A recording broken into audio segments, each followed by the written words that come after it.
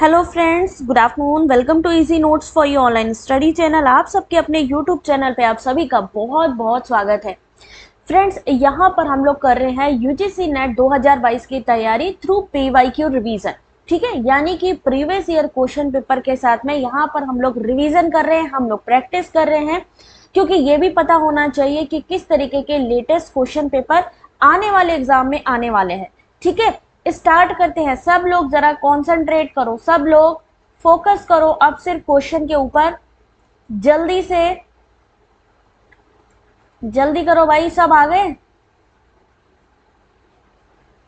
Start करें। Audio visual सब clear है ना?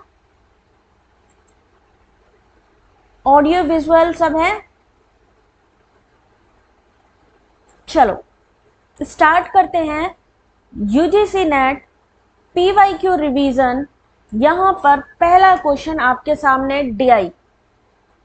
पहले क्वेश्चन डीआई, क्योंकि एग्जाम में भी सबसे पहले आएगा डीआई। किस वर्ष में अधिकतम निर्यात हुआ है? यहां पर दिया हुआ है टेबल, आपको इसमें से आंसर करना है। क्वेश्चन नंबर 1 आंसर करो जल्दी से। क्वेश्चन नंबर 1 का पढ़ो और आंसर करो। अभी तक कंटिन्यू आप लोगों को मैंने पीवाईक्यू सॉल्व करवाया है, डीआई सॉल्व करवाया है, रेगुलर क्लासेस हुई हैं डीआई की। अब तक काफी चीजें आप लोगों को क्लियर हो जानी चाहिए और डीआई से डर खत्म हो जाना चाहिए।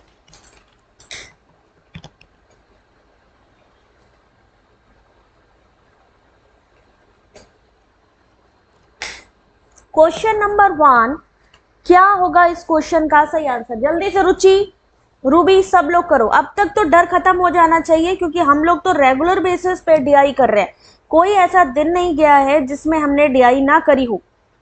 इतनी प्रैक्टिस के बाद मेरे को नहीं लगता कि कोई इश्यू आना चाहिए।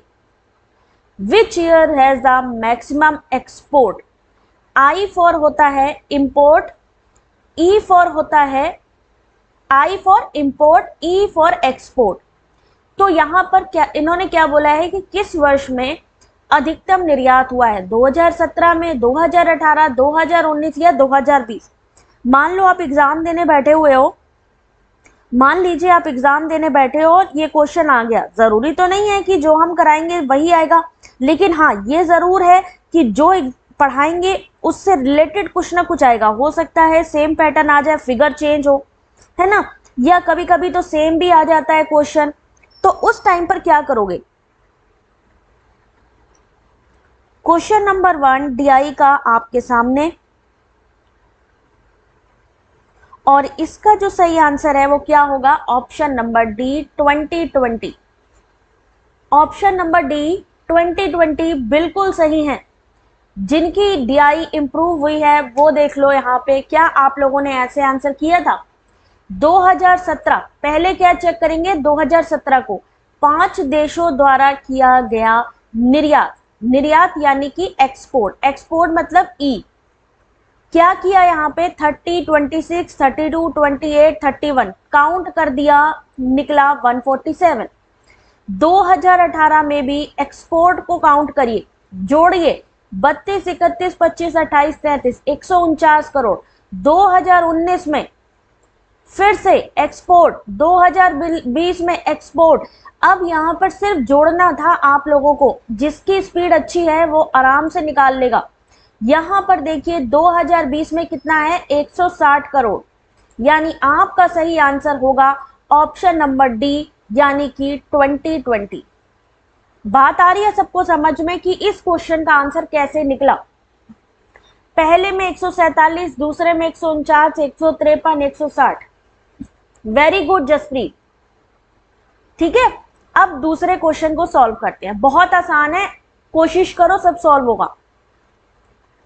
एस और टी देश, एस और टी में क्या करना है? 17 से 20 तक, यानी 17 से 20 तक किए गए निर्यात। किसकी बात हो रही है? एक्सपोर्ट की बात हो रही है। इंग्लिश हिंदी दोनों में देख लिया करो, कंफ्यूज मत हुआ करो। एक्सपोर्ट की बात हो रही है, पता लगाइए उनके अनुपात का, यानी एस में टोटल एक्सपोर्ट, टी में टोटल एक्सपोर्ट, कैसे निकलेगा अब आप आंसर करोगे। जल्दी से टाइम स्टार्ट करी हूं अब। एस और टी। गीता बेटा ये पेपर है 26 नवंबर 2021। दिस क्वेश्चन इज फ्रॉम 26 नवंबर 2021। चलिए शिफ्ट 1 सॉल्व करिए अब इस क्वेश्चन को। वेरी गुड निवेदिता, बाकी लोग भी सॉल्व करो। कितना होगा इसका आंसर? 2 कैसे होगा सुपर्णा?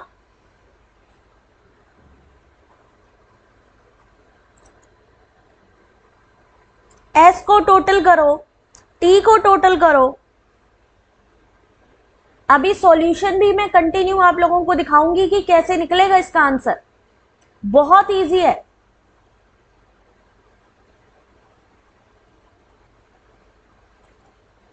क्या करना था, एस में किसके बारे में, एक चीज ध्यान रखा करो, जिसके बारे में भी पूछ लिया जाए स्ट्रक्चर बना लिया करो अगर चीज नहीं समझ में आती। एक्स में भी एक्सपोर्ट बोला है, टी में भी एक्सपोर्ट बोला है, ठीक है, यानी एस में भी एक्सपोर्ट निकालना है, टी में भी एक्सपोर्ट निकालना है।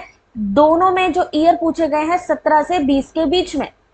अब हमने क्या करना है, 17 में एक्सपोर्ट यानी ये 28, 28, 21 और 32 को टोटल करोगे तो एस की वैल्यू निकलेगी। टी में इसी एक्सपोर्ट को काउंट करोगे तो टी की वैल्यू निकलेगी। जैसे 28, 28, 21, 32 कितना हुआ? 109 करोड़ हुआ।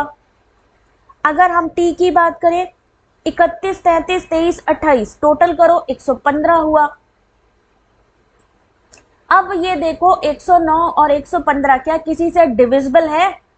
अनुपात अगर हम निकाल रहे हैं तो ये बताएं कि ये किसी से डिविजिबल है, ये भी चेक करना पड़ेगा। अगर ये किसी से डिविजिबल नहीं है तो सेम टू सेम हम लिख देंगे, यानी ऑप्शन नंबर ए को टिक करेंगे। आ गई समझ में? बहुत इजी है, तुम लोग तो अब हैबिचुअल हो चुके हो डेली बेसिस पे सॉल्व कर करके। दिख रही है यहाँ पे ऑप्शन नंबर ए, ध्यान से देख लीजिए एक बार इसका एक्सप्लेनेशन। जिनका भी गलत हुआ वो एक बार बच्चे देख लो।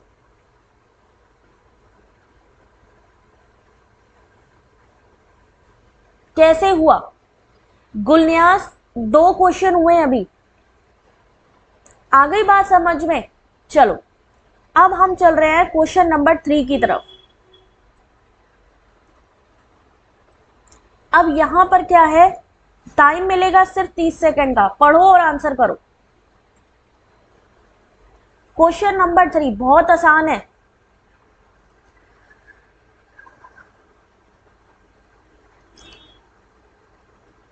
क्या लिखा है यहाँ पे, find out the difference between the average export and average import, यानी किसके लिए? पी देश के लिए। तो सबसे पहले पी में क्या करना है, आपने जो एक्सपोर्ट है उसको टोटल कर लो, जो इंपोर्ट है उसको टोटल कर लो। एक्सपोर्ट को जितने भी ईयर है वहां पे उससे डिवाइड कर दो, इंपोर्ट को भी उससे डिवाइड कर दो और आपस में माइनस कर दो।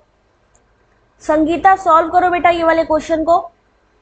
पी देश के लिए, पी देश कहाँ है ये, यानी सिर्फ पहले आप ई सॉरी आई यानी इंपोर्ट को काउंट करो। जब इंपोर्ट को काउंट कर लेना तो फिर ई को काउंट करना शुरू करना। और कितने सालों की बात हो रही है? 1, 2, 3, 4, जितना भी आपका इंपोर्ट निकले उसको टोटल करिए, जितना भी आपका एक्सपोर्ट निकले किसके लिए? पी देश के लिए। इसको टोटल करने के बाद डिवाइड कर दीजिए, कितने साल है? 4 साल। 4 साल से डिवाइड करोगे आपका आंसर आ जाएगा। उसके बाद आपस में इन लोगों को जो भी आपकी डिजिट होगी माइनस कर देना, क्योंकि अंतर का पता लगाना है। कितना आंसर आ जाएगा? क्वेश्चन नंबर 3 ए कैसे होगा आबिदा बेटा? राधा, चंद्रिका, रूबी, ए कैसे होगा?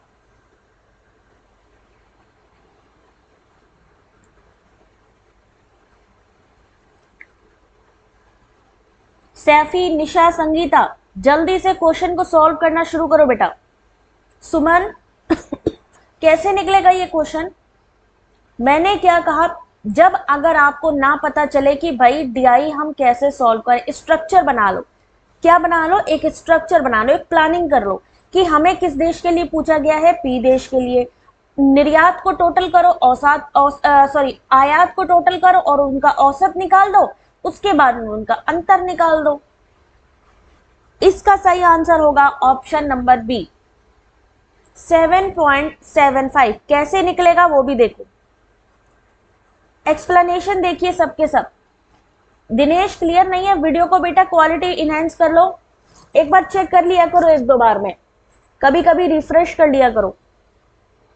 देखो अभी पी देश का औसत निर्यात क्या करेंगे, पी देश में देखो ध्यान से क्या निकालेंगे। सबसे पहले पी देश का निकालेंगे। पी देश में जितना भी आपका निर्यात है, पी देश ये रहा, निर्यात ये रहा, निर्यात को निकाल लेंगे, यानी 30, 32, 36, 32, टोटल कितना हुआ 130।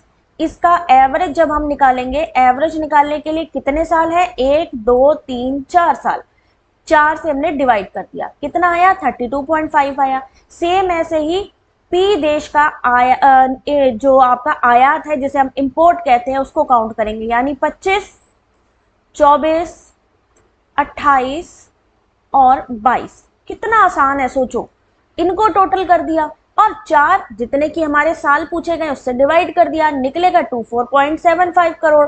ठीक है, अब उन्होंने कहा कि अंतर बताना है, मतलब एक क्वेश्चन में आपको टोटल भी करना है, एवरेज भी निकालना है और डिफरेंस भी निकालना है। तो आपने यहाँ पे डिफरेंस निकाला, यानी माइनस कर दिया, आंसर 7.75 करोड़। चीजें क्लियर हो रही हैं आप सबको? Next question, question number 4। किस देश में न्यूनतम औसत आयात हुआ है? क्लियर हो रही है ना चीजें? बहुत आराम से समझते चलो, आराम से हो जाएंगी सब। किस साल में न्यूनतम औसत हुआ है?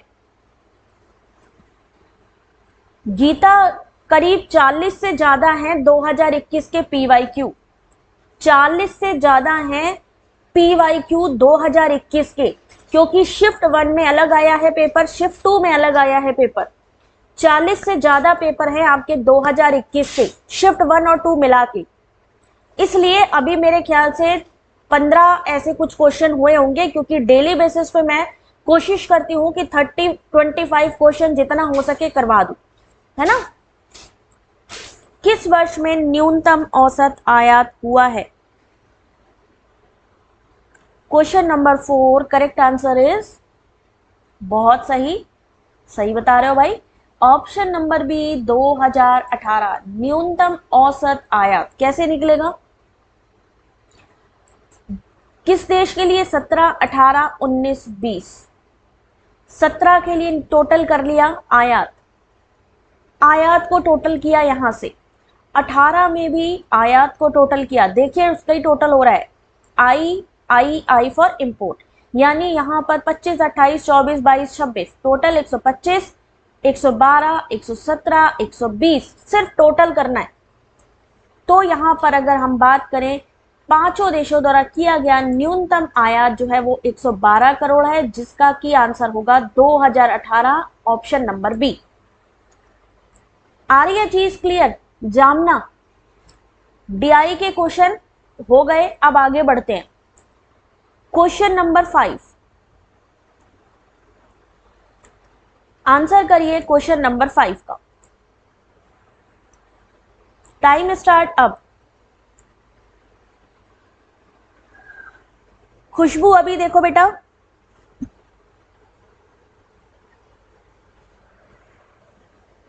असलम सॉल्व करो बेटा, एग्जाम आने वाला है, जल्दी से इस क्वेश्चन का आंसर करो, टाइम बचा नहीं है, जितने से ज्यादा कर लो उतना बेटर है। Question number 5, correct answer is,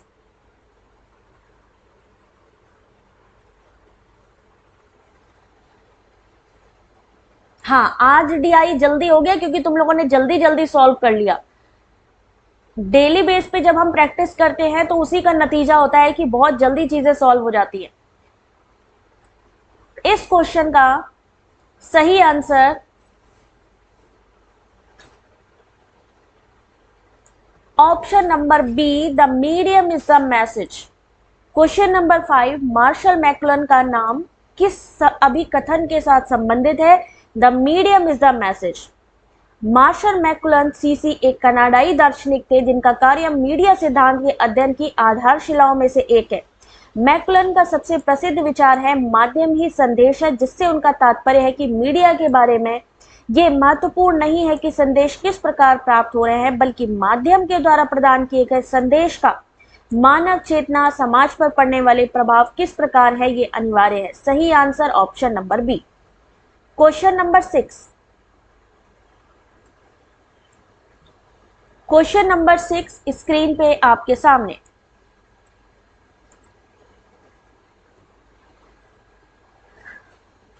Priyanka answer करो बेटा। क्वेश्चन नंबर 6,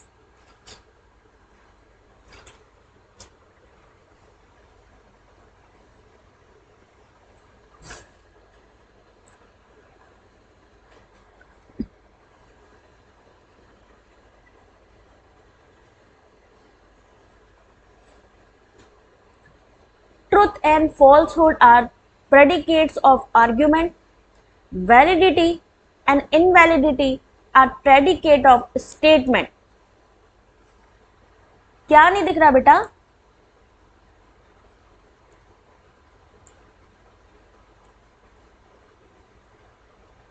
देखो यहाँ पे सत्य और असत्य तर्क के निर्धारक हैं, वैधता और अमान्यता कथनों के निर्धारक हैं। Statement 1, statement 2। ऑप्शंस देखो, इंग्लिश में देखो। Truth and falsehood are predicate of argument, validity and invalidity are predicate of statement. पूछा है कि इनमें से कौन सा सही है, तो करेक्ट आंसर है ऑप्शन नंबर 1। सही आंसर क्या है? ऑप्शन नंबर 1, यानी कि ये दोनों ही सही हैं। यहां पर इसका एक्सप्लेनेशन भी दिया हुआ है, चाहो तो एक बार पढ़ लो। दोनों ही कथन सही है कि गलत है? यहां पर ऑप्शन नंबर ए दिया हुआ है, दोनों ही कथन यहां पर बताया है असत्य है, और यहां पर क्या है, यहां पर क्या दिया गया है, एक और दोनों, सत्य और असत्य। देखो यहां पर आंसर जो होना चाहिए ऑप्शन नंबर बी होना चाहिए, क्योंकि यहां पर अगर हम बात करें वैलिडिटी की बात करें तो वो होता है तर्क में, अगर हम सत्य और असत्य की बात करें यहां थोड़ा गड़बड़ है, क्योंकि ये स्टेटमेंट इसके लिए है और ये स्टेटमेंट इसके लिए है। ट्रुथ एंड फॉल्सहुड क्या होता है? स्टेटमेंट में होता है। ट्रुथ और फॉल्सहुड किस में होता है? स्टेटमेंट है। यानी यहां पर जो आपका आंसर था पहला वो गलत होगा और दूसरा सही होगा, जबकि वैलिडिटी तर्क में वैधता है या नहीं, हम लोग क्या कहते हैं, तर्क में वैधता है या नहीं है, यानी यहां पर एक्सप्लेनेशन तो सही दिया हुआ है लेकिन ऑप्शन गलत दिया हुआ है। बी ऑप्शन सही होगा। दोनों ही गलत है। स्टेटमेंट में क्या चीज होती है, आर्ग्यूमेंट में क्या होता है? सच और झूठ किसमें कह सकते हैं? स्टेटमेंट वाला क्वेश्चन है, अभी जैसे स्टेटमेंट वाला क्वेश्चन अभी आप खुद देख रहे हो, अभी आप क्या देख रहे हो, स्टेटमेंट वाला ही क्वेश्चन तो देख रहे हो। इसमें क्या पूछ रहा है कि या तो बताइए सही है या गलत है। स्टेटमेंट वाले क्वेश्चन में क्या पूछते हैं, सही है या गलत है। स्टेटमेंट कहाँ है, ये है। और आर्ग्यूमेंट अगर हम करते हैं तो क्या होता है, वैलिडिटी है कि नहीं, इनवैलिडिटी है कि नहीं, तर्क जो किया जा रहा है वो वैलिड है या नहीं, या इनवैलिड है या नहीं, तो दोनों आपस में क्रॉस कर रहे हैं यहां पे। ठीक है, इसलिए इसका सही आंसर ऑप्शन नंबर बी होगा। क्वेश्चन नंबर 7, क्वेश्चन नंबर 7 जरा पढ़ लो इसको। Small amount of atmospheric nitrogen dioxide NO2 is produced from polluting sources Statement 2, most of the atmospheric NO2 is produced due to photochemical reaction in the atmosphere. प्रदूषक स्रोतों से वायुमंडलीय nitrogen oxide का अल्प परिमाण में उत्पादन होता है। और जो दूसरा दिया गया है कि अधिकांश वायुमंडलीय नाइट्रोजन डाइऑक्साइड का उत्पादन वायुमंडल में फोटो रासायनिक प्रतिक्रियाओं के कारण होता है। अब इसके स्टेटमेंट को देखो, क्या सही है, क्या सही होगा?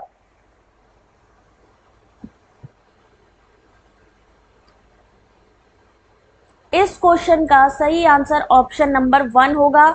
ये दोनों ही सही हैं। क्वेश्चन नंबर 7 दोनों ही सही है। क्वेश्चन नंबर 8 टाइम स्टार्ट कर रही हूं अब।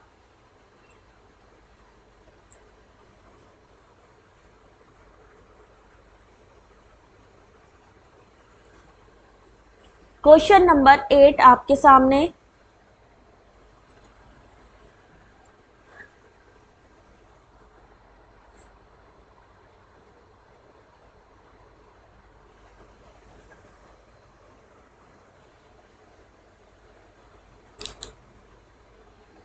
तीस सेकेंड का टाइम है आपको अपने आंसर को देने के लिए। टाइम मैनेजमेंट जरूरी है, एक्यूरेसी जरूरी है। लक्ष्मी आंसर करो बेटा क्वेश्चन नंबर 8। और देखो हमारी कितनी तैयारी है एग्जाम के लिए। उच्च शिक्षा की नियामक व्यवस्था के रूपांतरण के लिए एनईपी यानी नेशनल एजुकेशन पॉलिसी के द्वारा HECI higher education commission of India स्थापित करने का प्रस्ताव किया गया। निम्नलिखित में से HECI के कौन से वर्टिकल्स हैं, कौन उनके साथ देंगे? इसका सही आंसर है ऑप्शन नंबर बी। कौन कौन से वर्टिकल हैं? NHERC, फुल फॉर्म याद कर लेना इनके, NHERC, HEGC और ऑप्शन नंबर ई नेक। क्या होता है NHERC का फुल फॉर्म? नेक का फुल फॉर्म क्या है? HEGC का फुल फॉर्म क्या है? फुल फॉर्म बताएं जल्दी से, किस किस के? ए का फुल फॉर्म, सी का फुल फॉर्म, ई का फुल फॉर्म। बी सही है असलम। क्वेश्चन नंबर 8 बी सही है, लेकिन इनका फुल फॉर्म बताइए जल्दी से। जिसके पास भी एंड्रॉयड फोन है अपने अपने फोन में जरा सर्च करिए। NAC national accreditation council, very good Suparna. Puja higher education council of India, HECI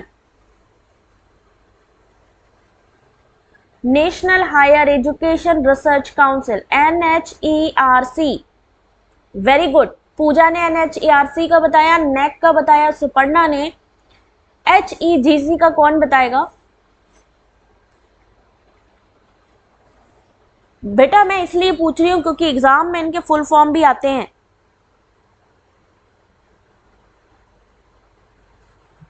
higher education grant council, HEGC का फुल फॉर्म होता है हायर एजुकेशन। देखो पहली बात NECI higher education commission of India, इसके वर्टिकल्स हैं NHERC यानी national higher education regulatory council, GIC general education council, GEC general education council, ये भी हो गया। NAC national accreditation council, HEGC यानी हायर एजुकेशन ग्रांट काउंसिल। ठीक है। Question number 9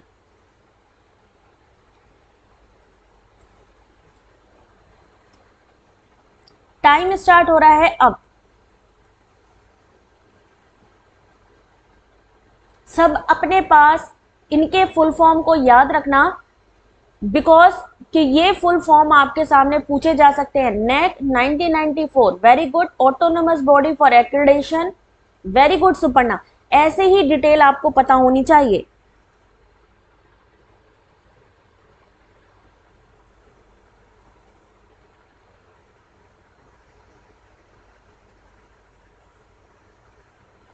question number 9, correct answer क्या होगा? बी होगा।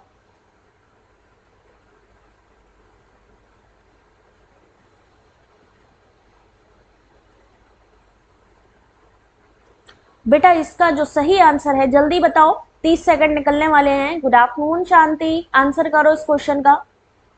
क्वेश्चन नंबर 9, अब देखो इसका आंसर ऑप्शन नंबर डी होगा। तमिलनाडु MNRE की लेटेस्ट रिपोर्ट के अनुसार किस राज्य में अधिकतम पवन ऊर्जा क्षमता प्रतिस्थापित है, यानी installed capacity of wind power. Question number 9, अब यहां पर देखिए 2021 की रिपोर्ट में MNRE की जो रिपोर्ट है उसके अकॉर्डिंग तमिलनाडु में है 9608, गुजरात में 8561, महाराष्ट्र में 5000, कर्नाटक में 4938, राजस्थान में, आंध्र प्रदेश, तेलंगाना, केरल, तमिलनाडु राज्य के द्वारा अधिकतम पवन ऊर्जा उत्सर्जित की जाती है। पवन ऊर्जा ऊर्जा रूपांतरण का रूप जिसमें टरबाइन की गति ऊर्जा को यांत्रिक और विद्युत ऊर्जा में परिवर्तित किया जाता है। पवन ऊर्जा कैसी होती है? अक्षय ऊर्जा होती है, रिन्यूएबल। यहां पर सबने देख लिया इसको, क्यों क्या होगा इसका सही आंसर? पेपर 1 है बेटा रुखसाना, अब याद रहेगा सबको। तमिलनाडु नंबर 1 पे आएगा, नंबर 2 पे गुजरात, थर्ड पे महाराष्ट्र, चौथे पे कर्नाटक। नहीं दिखा बेटा? 1 मिनट होल्ड करो जरा सा, देखिए डाटा को देखो जरा जल्दी से और बताओ प्रॉपर समझ में आ रहा है कि नहीं आ रहा है।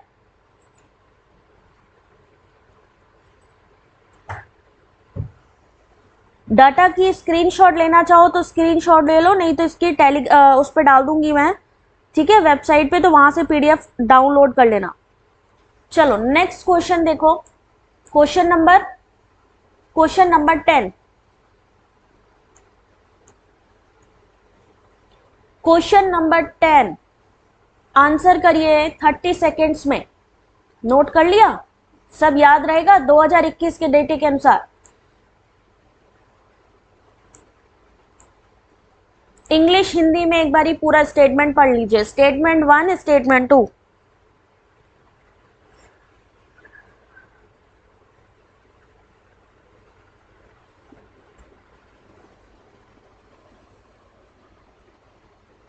हिंदी में देखो,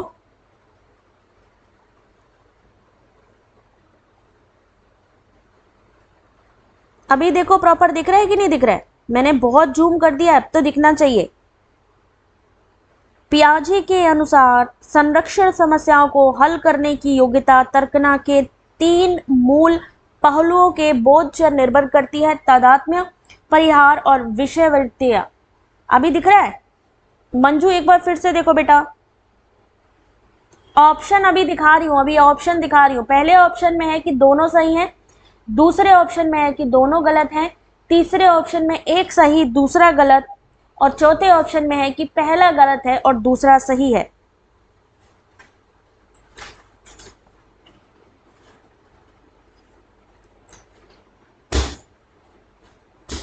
क्वेश्चन नंबर 10 और इसका सही आंसर जो है वो है ऑप्शन नंबर सी। कथन 1 सही है और कथन 2 गलत है। कथन 1 जो दिया गया है वो सही है और कथन 2 जो दिया गया है वो गलत है। पियाजे के अनुसार बौद्धिक विकास की 4 मुख्य अवस्था होती है। पियाजे का आपके सामने आ सकता है, ध्यान रखिएगा। ये अवस्था क्रमबद्ध होती है और प्रत्येक अवस्था में बालक समायोजन एवं अनुकूलन का व्यवहार सीखता है।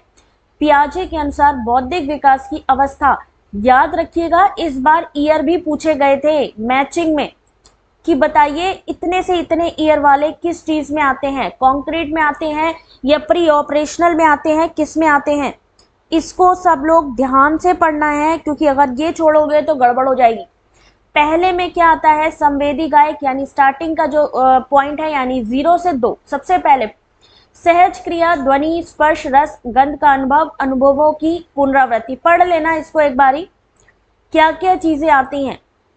According to Piaget, the ability to solve conservation problem depends on having an understanding of three basic aspects of reasoning: identity, compensation and reversibility। ये सही है जबकि दूसरा गलत है। इसको सबने पढ़ लेना है, ठीक है। क्वेश्चन नंबर 11,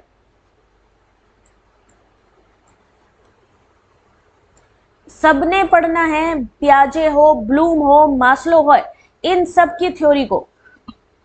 शेफाली बेटा बहुत टाइम लग जाता है कन्वर्ट करने में सब चीजें, इसलिए थोड़ा सा मुश्किल हो जाता है कि चीजों को एक्सप्लेन करना ज्यादा। तो जो इजी वे होता है उसमें मैं ट्राई करती हूँ कि चीजें समझ में आ जाए, इसलिए थोड़ा सा इश्यू हो जाता है इंग्लिश में एक्सप्लेनेशन का।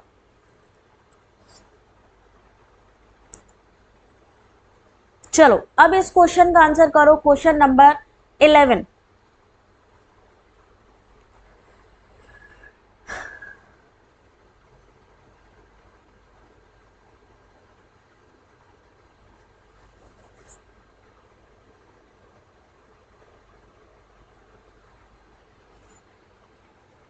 और इसका सही आंसर होगा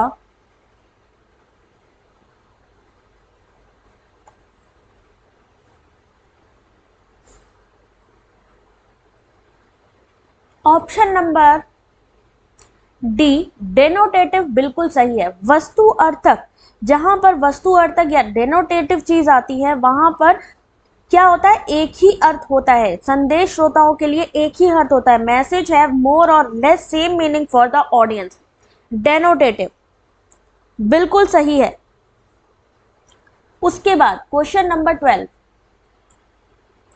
आपने जनरली सुना होगा पीओपी। पीओपी का क्या फुल फॉर्म होता है? पीओपी का फुल फॉर्म पता है किसी को?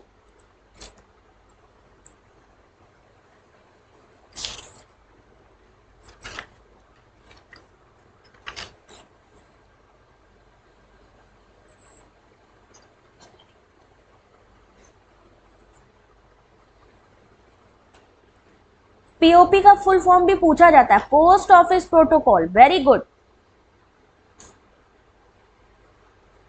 अब उसी के बारे में यहां पर आपसे क्वेश्चन है, और क्या है वो क्वेश्चन, जल्दी आंसर करिए। पोस्ट ऑफिस प्रोटोकॉल, पीओपी का full form post office protocol, बिल्कुल सही है। और आपसे ये 2021 में पूछा गया क्वेश्चन है, और वो क्वेश्चन क्या है?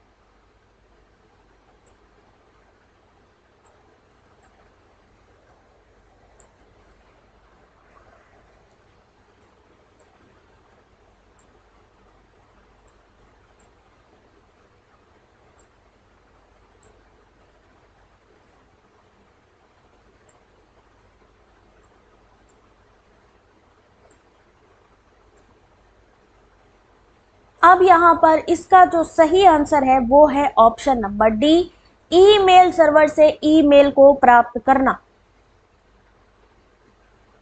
पीओपी क्या होता है? पीओपी होता है, कोई बात नहीं, कॉन्सेंट्रेट करो, अपना ध्यान इधर उधर मत करो, डिस्ट्रैक्ट मत हो बेटा। असलम कॉन्सेंट्रेट करो बेटा। जसप्रीत एक चीज ध्यान रखना, एग्जाम में भी दिमाग को हमेशा शांत रख के काम करना, ठीक है। कोई भी एक्टिविटी हो, कुछ भी हो, क्या करना है, हमें सिर्फ अपने काम पे फोकस करना है।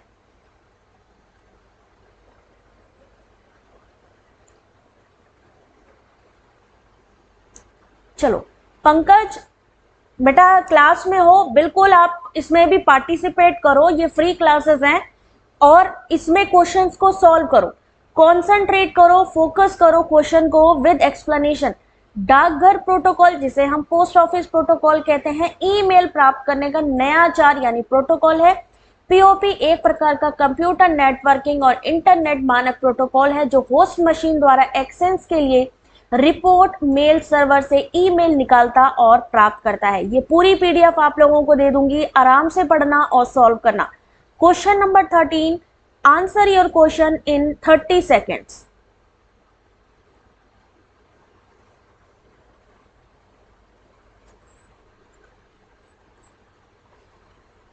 क्वेश्चन को रीड करो।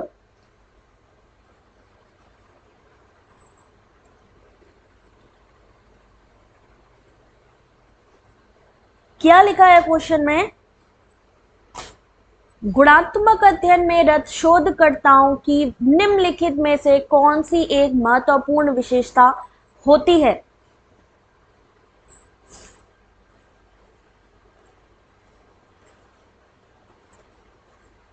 जल्दी जल्दी, 30 seconds.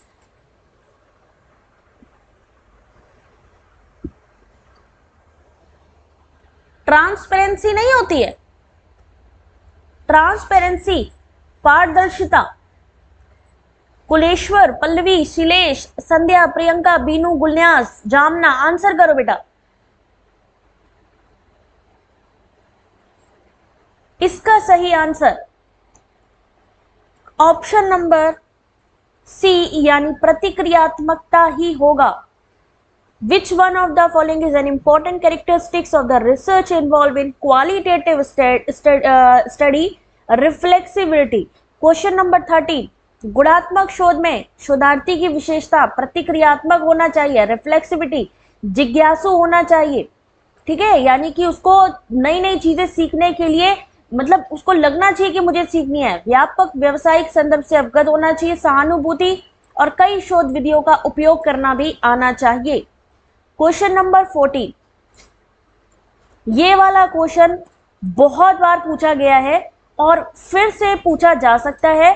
So read this question very carefully and comment your answer in 30 seconds.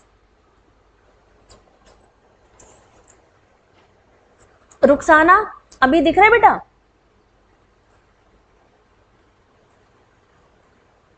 अब देखो,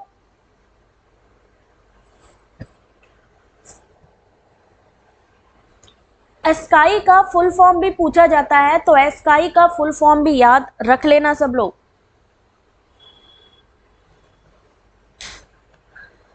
8 बिट वाले, the number of characters in 8 bit ASCII code is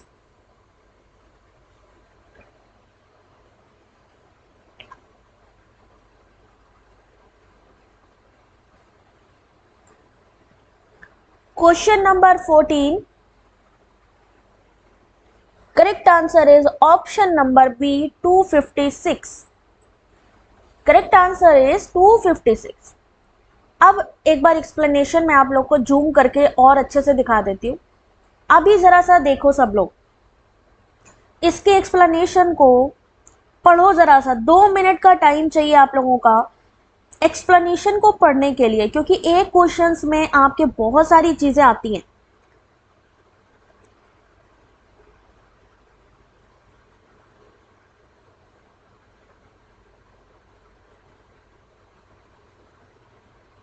जल्दी से पढ़ो। एस्काई का फुल फॉर्म बताओ पहले तो।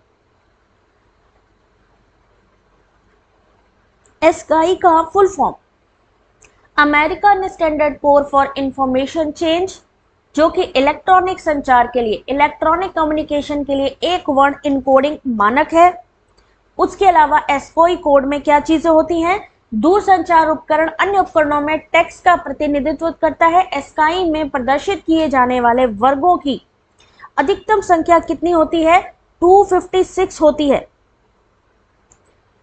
ठीक है, यहां पर इसका जो सही आंसर है वो है option number B. Next question, question number 15। Question number 15 answer करिए अब।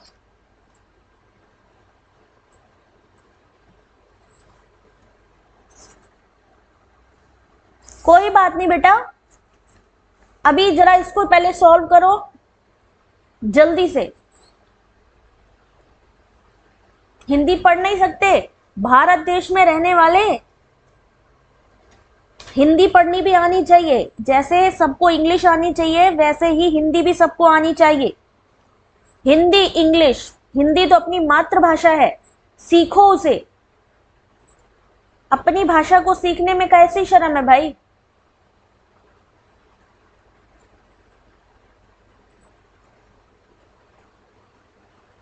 क्या लिखा है? MOOKIT platform uses an open source content management system.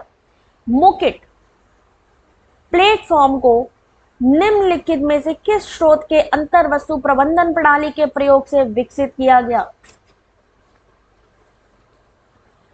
अच्छा, बंगाली की वजह से, कोई बात नहीं, कोई बात नहीं। अभी सबको दिख रहा है? आंसर करो इस क्वेश्चन का।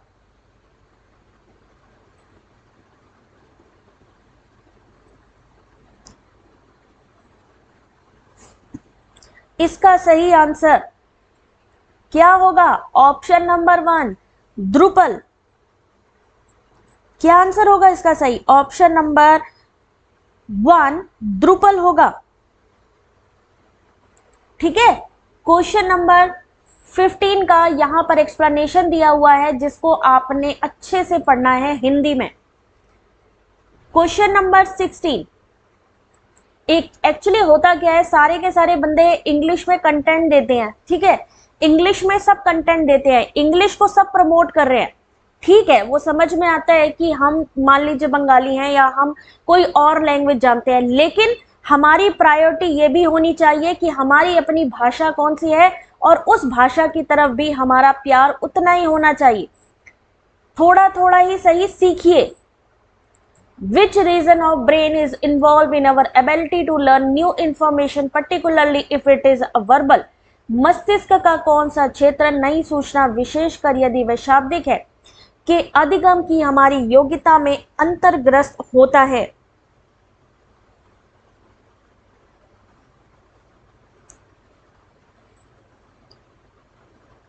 चलिए, इस क्वेश्चन का सही आंसर क्या होगा?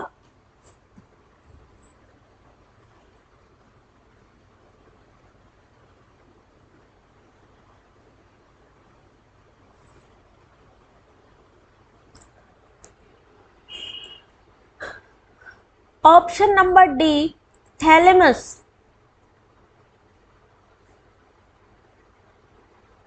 इसका सही आंसर होगा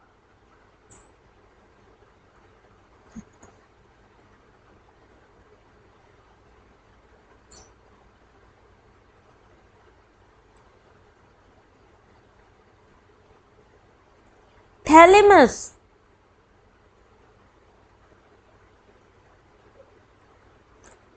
ठीक है, अब ये क्या चीज होती है, ये क्या भला है? थैलेमस तीनों क्षेत्र यानी नई सूचना विशेषकर यदि वे शाब्दिक है के अधिगम की हमारी योग्यता पे अंतर्ग्रस्त होता है। थैलेमस मस्तिष्क यानी माइंड में सूचनाओं को एकत्र करने, अवबोध रूप में प्रस्तुत करने में सहायता करता है। इसका सही आंसर होगा ऑप्शन नंबर डी थैलेमस। ठीक है, अभी देखो नेक्स्ट क्वेश्चन, क्वेश्चन नंबर 17। आप ये देखिए कि यूजीसी नेट का पैटर्न कैसा हो गया एग्जाम का, कैसे कैसे क्वेश्चंस आ रहे हैं आपके सामने। क्वेश्चन नंबर 17,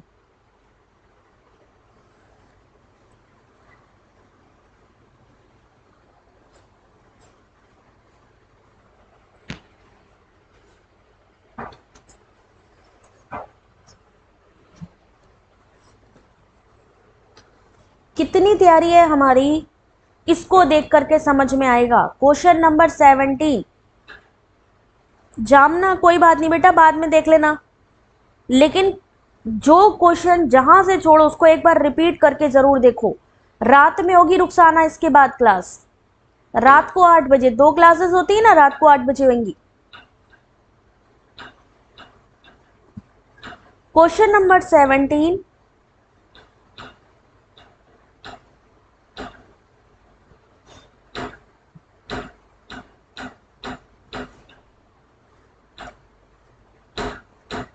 इसका सही आंसर है ऑप्शन नंबर, देखो ध्यान से, ऑप्शन नंबर सी। ए और आर दोनों सही हैं और आर ए की सही व्याख्या है। बोल्ड हो गए, बोल्ड हो गए हमें लग रहा है। क्या लिखा है? According to Naiyayikas the fallacy of vyabhichara occurs when the middle term lead to different opposition conclusion when the middle term is irregular it is distributively not related to the major term। देखो ध्यान से, question number C, sorry option number C उसका सही होगा। Question number 18,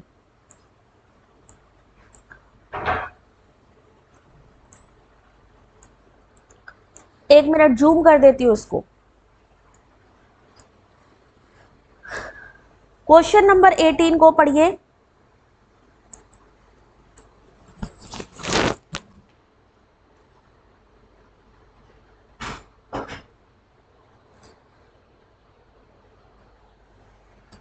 कुछ लोग क्या सोचते हैं कि ऑप्शन 1 ही सब जगह टिक कर दो, क्वेश्चन को बिना पढ़े, और जिस भी क्वेश्चन में डाउट हो उसको तुरंत क्या कर लेना है, हमने स्क्रीनशॉट ले लेना है।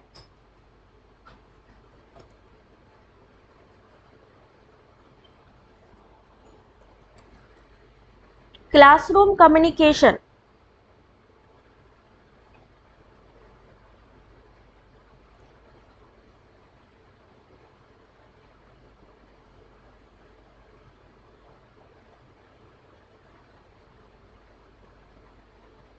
और इसका सही आंसर होगा in classroom communication teacher should acknowledge and take into account student view. Reason है कि in a classroom the probability of message reception can be enhanced by establishing a view point. Option number C बिल्कुल सही है कि दोनों ही सही हैं और उनका करेक्ट एक्सप्लेनेशन है, दोनों ही सही हैं और रीजन भी सही है। क्वेश्चन नंबर 19, इतने ही बड़े बड़े क्वेश्चन एग्जाम में इस बार फिर से आप लोगों को दिखेंगे।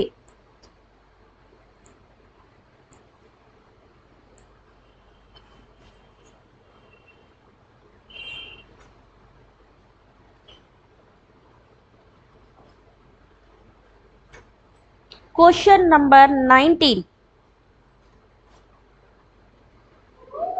जल्दी करो, सिर्फ 30 सेकंड बाकी हैं।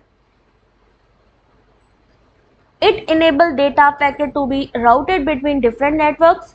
Statement 2, it works in data link layer. किसके बारे में बात हो रही है? राउटर के बारे में। नीचे राउटर के संबंध में दो कथन दिए गए हैं, राउटर के बारे में इनमें से कौन सी चीज सही है?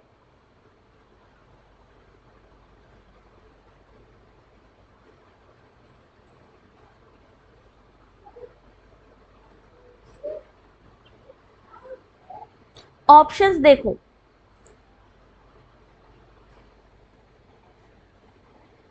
ऑप्शंस देखिए एक बार।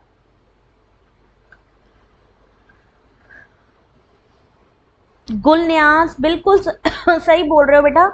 ऑप्शन नंबर 1 जो है वो सही है और जो दूसरा है वो गलत है, यानी ऑप्शन नंबर डी इसका आंसर सही है। राउटर क्या करता है? डेटा को भिन्न नेटवर्कों के बीच भेजने में सहायक है। ये डेटा लिंक लेयर में कार्य करता है, नहीं, दूसरा गलत, पहला सही। क्वेश्चन नंबर 20, एक मैचिंग देखिए, थीसिस, रीजन, एग्जाम्पल, एप्लीकेशन, प्रतिज्ञा, हेतु, उदाहरण, उपनय। एक मैचिंग देखिए आपके इंडियन लॉजिक से।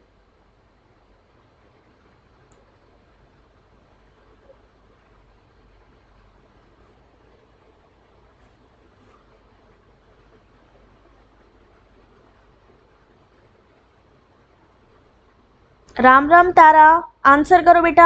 और जिन्होंने भी अभी तक वीडियो को लाइक नहीं किया, जल्दी से वीडियो को एक लाइक कर दो।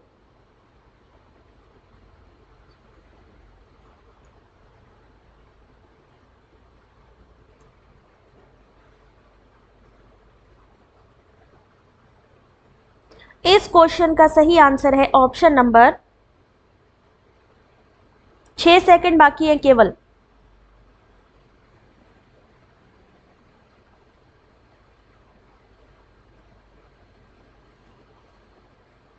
सही आंसर ऑप्शन नंबर बी होगा। प्रतिज्ञा क्या चीज होती है? प्रतिज्ञा एप्लीकेशन जिसे कहते हैं कि पर्वत पर एक आग है, पर्वत पर आग है। हेतु यानी रीजन क्या है? यानी किसके कारण? रीजन मतलब कारण, धुएं के कारण। उदाहरण इसका क्या होगा?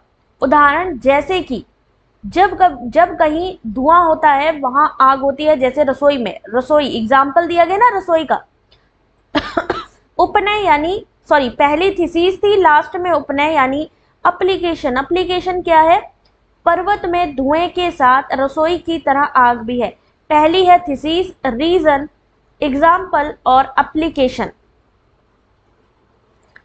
Next question number 21।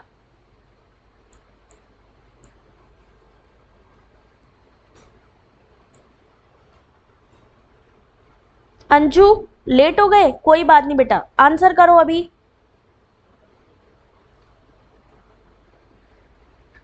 Question number 21।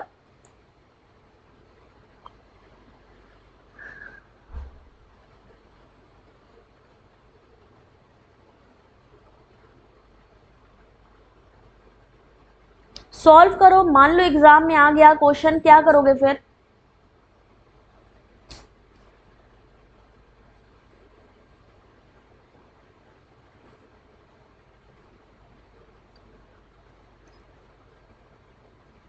Exam में आ गया फिर क्या करोगे?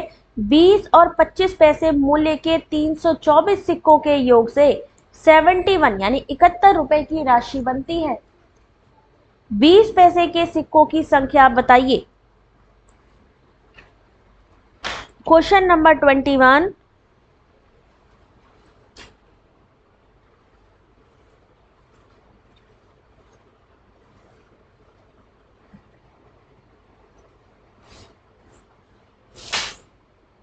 और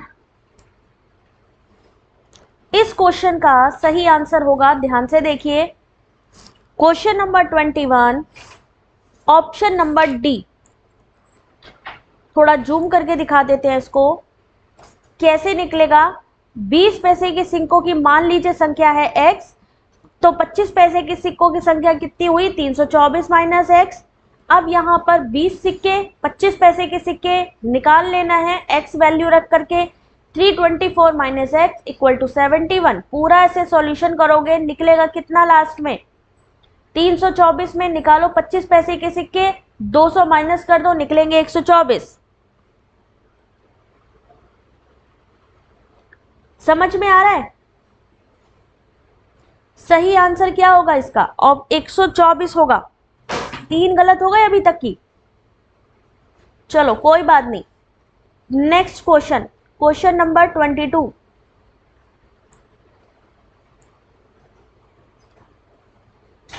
क्वेश्चन नंबर 22। और देखो एक बार मैं जूम कर देती हूं उसको, इंग्लिश हिंदी दोनों में पढ़ लो।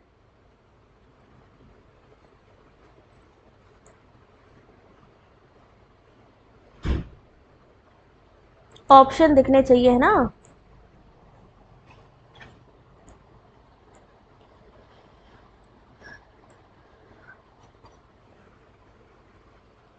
जल्दी से इस क्वेश्चन को पढ़ो जरा। इतने बड़े बड़े क्वेश्चन है कि मैं खुद क्या करूं। सभी मनुष्य नश्वर हैं, सत्य के रूप में प्रदत्त है। अगर इसको सच मान लिया जाए, is given as true, then which of the following option can be validly inferred from it. ये क्या चीज है? ये आर्ग्यूमेंट है, ये तर्क है। तर्क में क्या होता है? वैलिडिटी इनवैलिडिटी होती है। इस क्वेश्चन का सही आंसर क्या होगा? Question number 22। ऑप्शंस ऐसे ही एग्जाम में भी क्वेश्चंस आएंगे। इसका सही आंसर क्या होगा? इन्होंने लिखा है कि यदि सभी मनुष्य नश्वर हैं, अगर सही है तो क्या होगा? कोई भी मनुष्य नश्वर नहीं है, ये गलत हो जाएगा। और क्या गलत होगा? कोई मनुष्य नश्वर नहीं है, कुछ मनुष्य नश्वर है, सही है, और कुछ मनुष्य नश्वर नहीं है, ये गलत होगा। यानी इसका सही आंसर होगा ऑप्शन नंबर ए, बी और डी। अगर इसको सही माना जाए तो question number 22 option number 1, 23।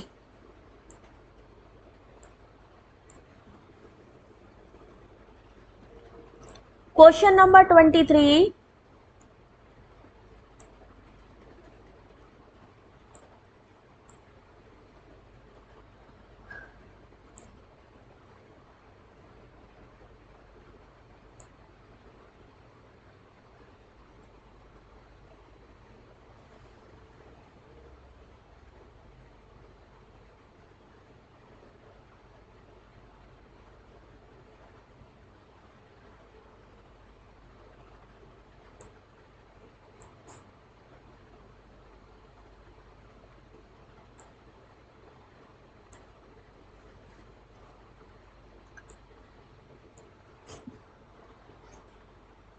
Matching है इनपुट आउटपुट डिवाइस और उनके data transfer rate, disk, mouse, laser printer और कीबोर्ड।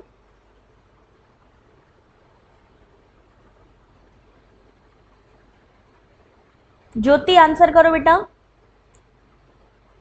अब देखिए इसका सही आंसर, सबने गलत दिया है आंसर, सही है ऑप्शन नंबर डी, यानी डिस्क क्या हो जाएगा 100 Mbps।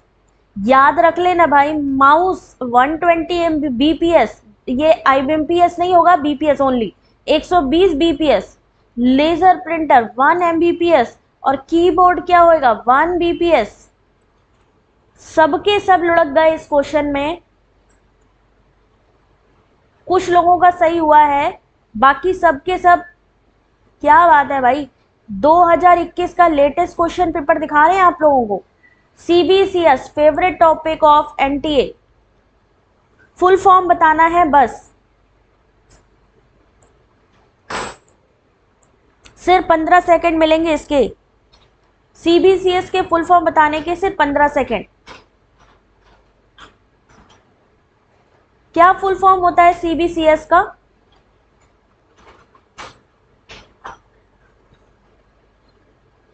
दो 2021 का क्वेश्चन पेपर 26 नवंबर 2021।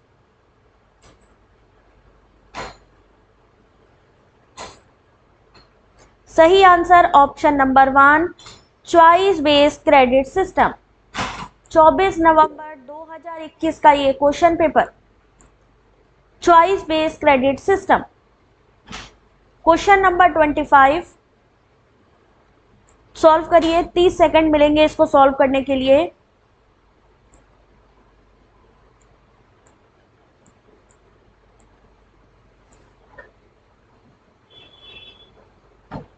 चौबीस नवंबर का है ये, नवंबर 26/11/2021।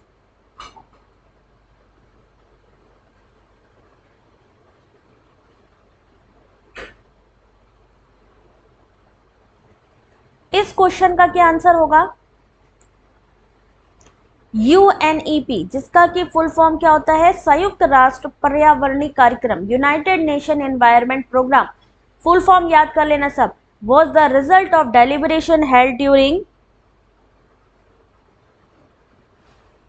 Option number B, human environmental conference at Stockholm 1972, 1972 में स्टॉकहोम में आयोजित मानव पर्यावरण सम्मेलन।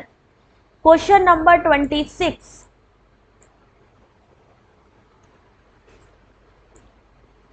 बहुत ही आसान सा क्वेश्चन है ये।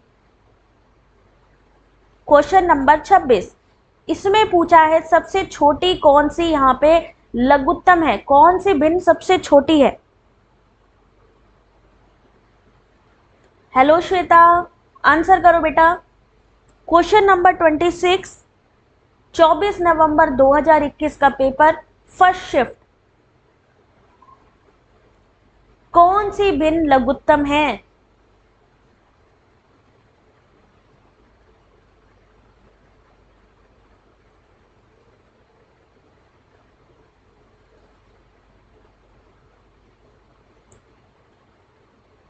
क्या करेंगे, कैसे भिन्न निकालते हैं?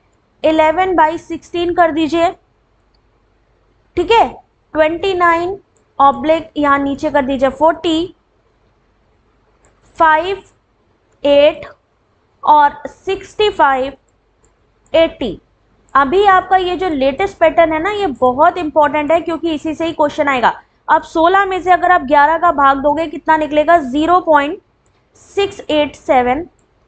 29/40, 40 से 29 में भाग देंगे कितना होगा, 0.725।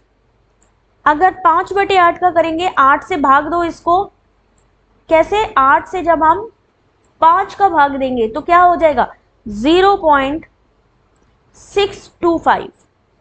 और अगर हम 80 से 65 का करेंगे तो कितना होगा, 0.812। इन्होंने क्या पूछा है, सबसे छोटी यानी लघुत्तम।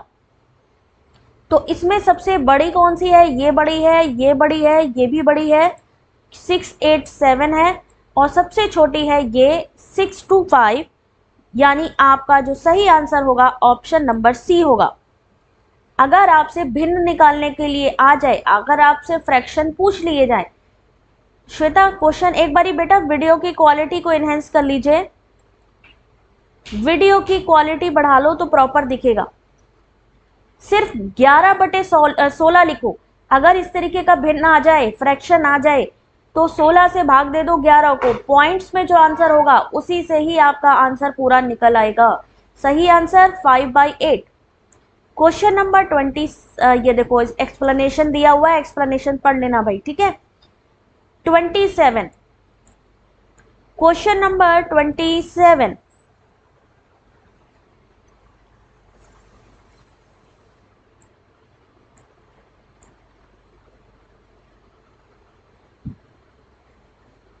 और जिसको भी ये वाले PYQ की यानी 2021 की जिसको भी कंप्लीट बुक चाहिए विद एक्सप्लेनेशन, जैसे कि यहाँ पर एक एक्सप्लेनेशन देख रहे हो ना, ऐसे एक्सप्लेनेशन वाली बुक चाहिए तो वेबसाइट पर अवेलेबल है, जाकर के आप लोग परचेस कर सकते हो, ठीक है।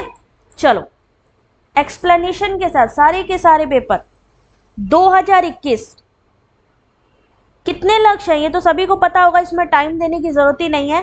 सी आंसर सही है 17। इसमें आपका पूछा जा सकता है SDG का, मान लीजिए दूसरा गोल क्या है, ठीक है। इस तरीके से भी क्वेश्चन आते हैं कि दूसरा गोल कौन सा है, पांचवा गोल कौन सा है, तो उसको भी ध्यान रखना है। क्वेश्चन नंबर 28, आंसर करिए क्वेश्चन नंबर 28 का।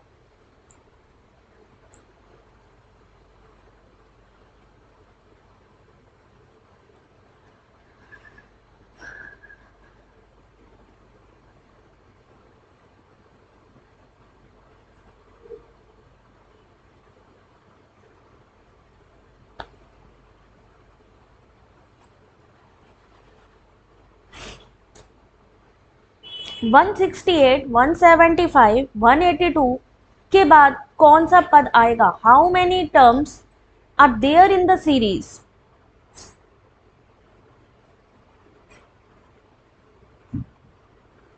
तारा हमारी वेबसाइट पे, चैनल की वेबसाइट है easy notes for you online study, जो आप देख रहे हो इसी नाम से सर्च कर सकते हो, easy notes for you online study .in, या फिर वीडियो के डिस्क्रिप्शन पर भी मैं लिंक डाल दूंगी, वहां से भी आप वेबसाइट पे जा सकते हो। PYQ ये जितने PDF हैं सब मिलेंगे, नोट्स मिलेंगे पेपर 1 के, बुक्स अवेलेबल है, पूरा का पूरा कंटेंट है आपका पेपर 1। क्वेश्चन नंबर 28 सही आंसर क्या होगा? ऑप्शन नंबर सी होगा इसका आंसर 15। हम लोगों को क्या होना चाहिए, क्वेश्चन के साथ हमारा एक्सप्लेनेशन, पूरी की पूरी यूथ पब्लिकेशन की बुक आप लोग डाउनलोड कर सकते हो वहां से, PDF में कहीं भी नहीं मिल रही है इस समय, बट अवेलेबल है मेरे पास। हमारे चैनल का नाम डालो भाई, easy notes for you online study, जहां से आप ये PDF डाउनलोड करोगे क्लास का, ऑनलाइन स्टडी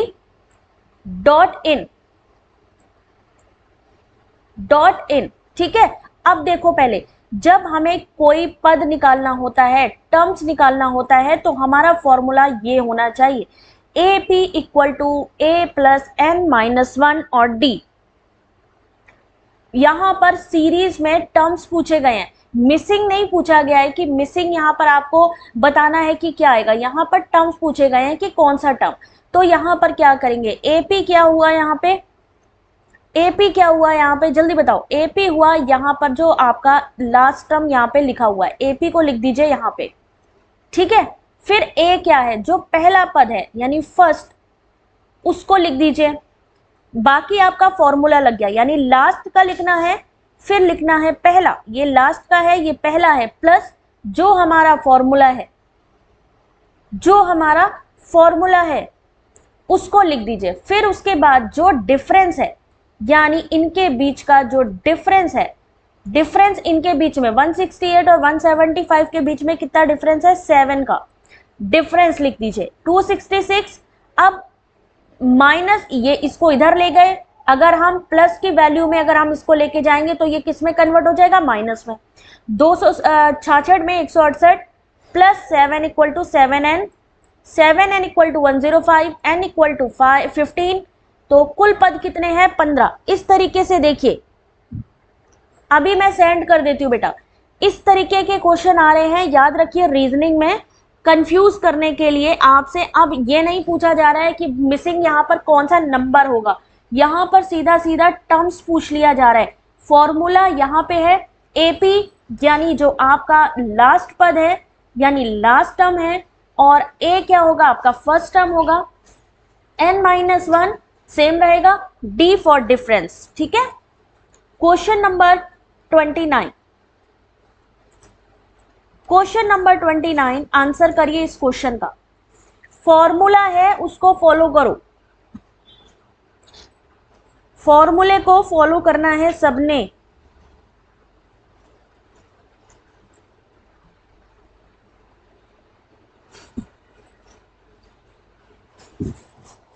आंसर करो इस क्वेश्चन का।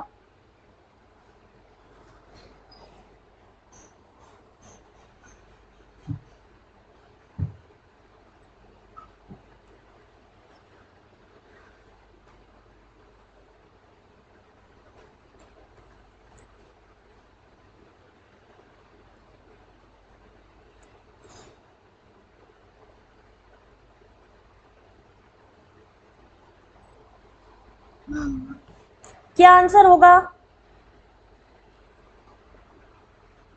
इस क्वेश्चन का, सही आंसर क्या होगा? फॉर्मूला ध्यान रखोगे तो चीजें क्लियर होती जाएंगी।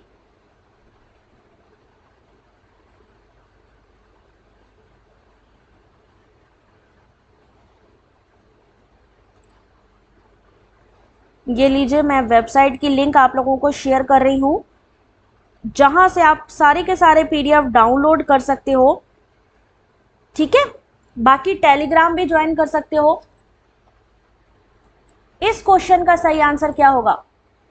सर्वेक्षण शोध निम्नलिखित में से किस पर आधारित होता है? सही आंसर है ऑप्शन नंबर सी, इंटरप्रिटिविज्म, व्याख्यात्मक। जहां पर आप लोगों से बातें करते हो, काफी चीजें पूछते हो, 29 का ऑप्शन नंबर सी होगा, व्याख्या। जहां पर आप मान लीजिए सर्वे करने गए और वहां पर आप 2-4 बातें और पूछ रहे हो, उनसे एक्सप्लेनेशन पूछ रहे हो कि हाँ भाई बताइए कैसे कैसे, क्या आपको ये चीज पसंद है, आपको ये चीज नहीं पसंद है, क्यों नहीं पसंद है। ठीक है, क्वेश्चन नंबर 30, क्वेश्चन नंबर 30 आपके सामने। इस वेबसाइट से कलेक्ट कर सकते हो। ठीक है, चलो जल्दी करो आंसर, सबके गलत हो गए भाई। अभी तक 100 लाइक्स नहीं हुए हैं, आप सबसे रिक्वेस्ट है जल्दी से वीडियो को लाइक कर दो। कौन सा जल जनित रोग विषाणु, जीवाणु और प्रजीवनों के कारण हो सकता है? मतलब इतने सारों के साथ हो सकता है भाई, वाह। 15 सेकेंड मिलेंगे इस क्वेश्चन के।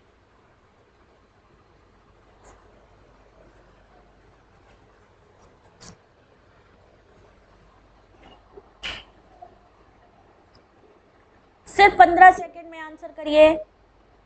और टेलीग्राम की लिंक वीडियो के डिस्क्रिप्शन पे है, टेलीग्राम ज्वाइन कर लीजिए जो भी पेपर 1 की अच्छे से तैयारी करना चाहते हैं। इसका सही answer option number B, diarrhoea, बिल्कुल सही है। क्वेश्चन नंबर 31, कोई भी अपनी क्लास में इतने सारे, मेरे ख्याल से तो कोई पीवाईक्यू सॉल्व नहीं कराता होगा जितना आप लोगों की एक क्लास में सॉल्व हो जाते हैं, है ना। इतने सारे पीवाईक्यू आपको एक क्लास में मिलते हैं, कितनी बढ़िया बात है ना। मतलब समझो ऑलमोस्ट 65%, 60% भी क्यों, 70% के करीब आपका निकल जाता है। 60-70%, इतने सारे क्वेश्चंस होते हैं। जनरली लोग कितने कराते हैं, 10, 12, 15, 30, 31 तक तो कोई जाता ही नहीं है। और हम डेली बेसिस पे कितने जाते हैं, 30, 40, 35, इससे कम नहीं करते हम लोग, है ना।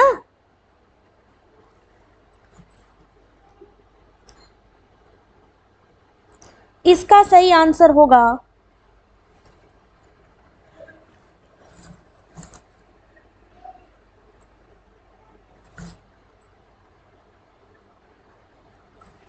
विश्वविद्यालय अनुदान आयोग का एक स्वायत्तशासी अंतर विश्वविद्यालय केंद्र इनफ्लिबनेट।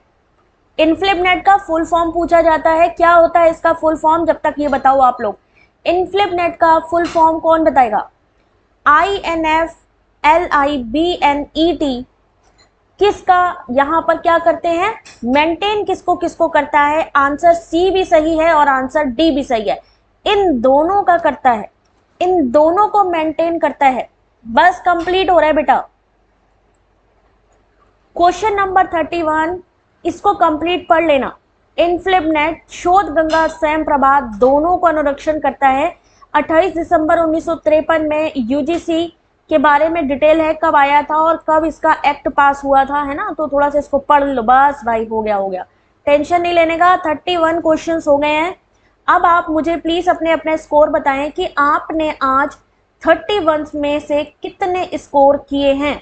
और जाने से पहले वीडियो को लाइक शेयर कर दीजिएगा। इस क्लास की पीडीएफ आपको मिल जाएगी वेबसाइट से, तो I request to all of you, website का लिंक ऑलरेडी मैंने चैट सेक्शन पे दिया हुआ है, वीडियो के डिस्क्रिप्शन पे दिया हुआ है, जा करके सर्च करिए। टेलीग्राम को ज्वाइन करिए, क्योंकि इस टाइम पर जितनी ज्यादा क्विज को पार्टिसिपेट करोगे, टेलीग्राम पे क्या चल रही है, इसके अलावा भी क्विज चल रही हैं डेली बेसिस पे, सारे बच्चे आपस में क्विज कर रहे हैं, उससे बड़ी अपॉर्चुनिटी आप लोगों के लिए कुछ नहीं हो सकती। तो I request to all of you, Telegram join करो, कंपटीशन दो, नए नए क्वेश्चंस को देखो और ये पीडीएफ डाउनलोड कर लो वेबसाइट से जाके। अब मिलेंगे आपको रात की क्लास में। 31 में से 24, प्रियंका और बढ़ाओ बेटा, और अच्छा स्कोर करो। नरेन 4 में से 2, ठीक है। टेलीग्राम में जुड़ जाओ, जिससे कि जैसे ही क्लास शेड्यूल होगी वैसे ही आपको इंफॉर्मेशन मिल जाएगी। तो टेलीग्राम सब लोग ज्वाइन करो, पेपर 1, जिसकी लिंक वीडियो के डिस्क्रिप्शन पे है। अब हम लोग चलते हैं, मिलेंगे आप सबसे रात में, तब तक अपना ध्यान रखें, take care, God bless you. और रोज दोपहर की ये 1:30 वाली क्लास को कोई भी मिस मत करना, एग्जाम आने तक चलने वाली है ये। तो चलिए, thank you very much, God bless you, take care, ठीक है।